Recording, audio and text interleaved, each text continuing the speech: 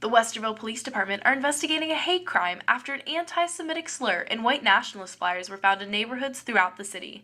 The Westerville community was shocked, including Otterbein University Student Government President Jeremy Paul. As somebody who has lived my entire life in Westerville, it's eye-opening. You always hear that this is everywhere and that things like this can happen to any community, but when you see it in your own community, it's a little hard to stomach. The Westerville city government addressed the hate crime on their Facebook page, saying, "This does not reflect our Westerville, and this kind of intimidation will not be tolerated. Our community prides itself on acceptance, inclusion, and fairness for all." Student government is planning to fight back against racism on Otterbein's campus with the implementation of a diversity grant. This grant will support student organizations who want to hold events that educate and highlight diversity within the community. The way that we can try to root out this hate is through education, and I think that our student organizations here at Otterbein are some of the best ways that we can do that. In honor of Martin Luther King Jr. Day, Otterbein University's Center for Community Engagement held their annual Day of Service. After the MLK convocation, students were able to attend Pack the Mac and more in the campus center in an effort to complete multiple service projects to help student-run volunteer groups and local organizations in Westerville.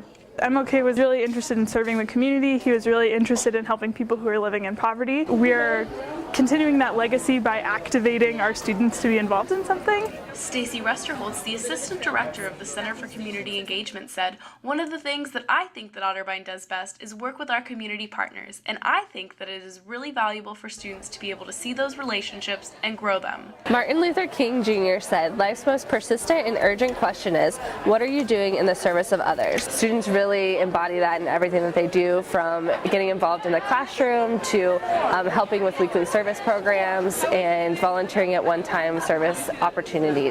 The CCE partnered with the Westerville Area Resource Ministry and the Church of the Master to complete service projects that would be donated to local children in food-insecure homes and homeless shelters. I feel like it's good to give, to kids that may or may not have food on the weekends, but by sending them back this food that they can have, something to snack on or to eat for dinner if their parent or guardian is not in the household. So we do feel like we're making a move to help, nourish kids. For TNC Media, Bailey Ross. This vigil was held tonight in response to the weeks upon weeks over the past month or so of police brutality that's been happening. Young black men, older black men period, getting gunned down by police, whether they're armed or unarmed, whether they provoke the police or not. And honestly, it really hit us with the fact that it was right down the road from us, Columbus, Ohio. So we thought it would be a great time for people to come together. We just really wanted an open place to grieve, for our community, everyone to come together in solidarity with each other and respect what happened, respect Tyree's life, and also, stand in solidarity with the movement. We really thought it would be important to have it here specifically because, it did happen in Columbus, and there was a vigil in Columbus too, but, we're a community in ourselves, and we also need an open forum to come and talk through this horrible thing that happened. So it's very important for everybody to understand the realism of this type of situation, especially considering it happened 20 minutes down the road from us.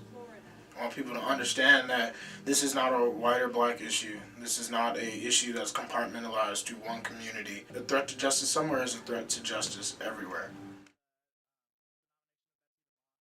She isn't the right choice for Secretary of Education. She doesn't really have educational experience in an educational field. She wants to privatize public education, and she just overall won't be helpful to all of the children in America who need to get an education. And say, hey, vote no.